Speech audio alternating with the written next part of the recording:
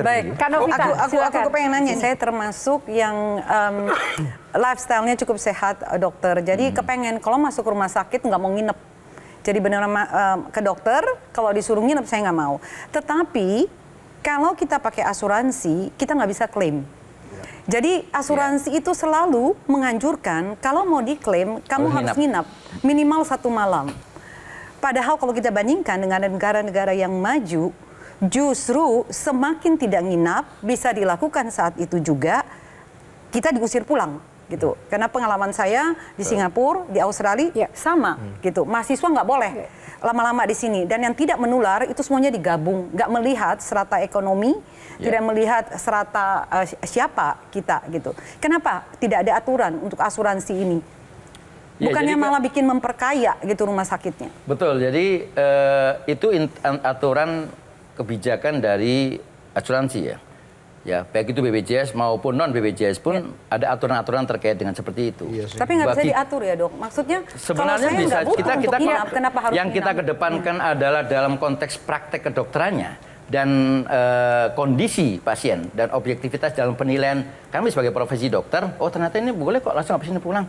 Cukup dilakukan penelitian di UGD. Nah, kalau itu sebagai dasar yang bisa dipakai, ya saya kira buat kami nggak ada masalah. Tapi nggak dibayar, Dok, kalau nggak nginep. Nah, ini berarti kan problemnya bukan di profesi. Bukan di dokter ya. Tapi apakah tidak bisa diatur gitu loh, Mbak? Ya, baik, mungkin Gian, silakan. Hernando Ari, kiper timnas kita, itu pernah hampir pensiun dini karena dokter di Persebaya itu ternyata melakukan malpraktek.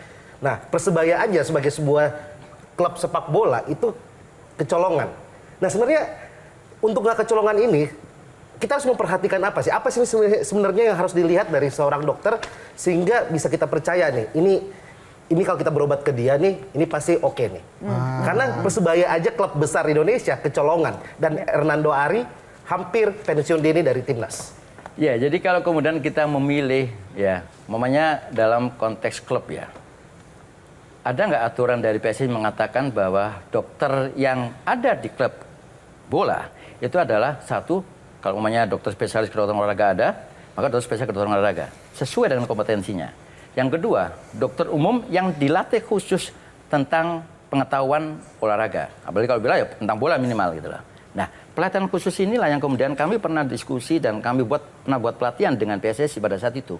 Karena apa? Pada saat itu sekitar 2015, sebagian besar pasien atau yang korban-korban atau yang ada pemain-pemain bola, kalau sudah cedera selesai.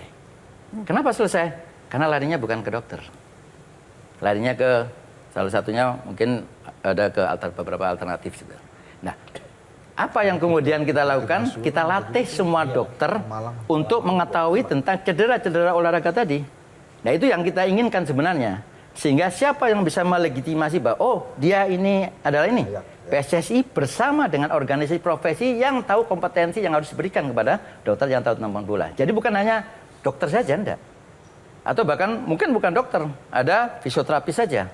Atau malah bukan fisioterapis, ada masases aja yang bagian untuk tukang pijat aja. Nah, ini yang saya kira perlu ya, karena beberapa kasus kami mendapatkan memang akhirnya kasihan, jadi mati karir. Baik, tepuk tangan untuk dokter. Jelajahi cara baru mendapatkan informasi. Download Metro TV Extend sekarang.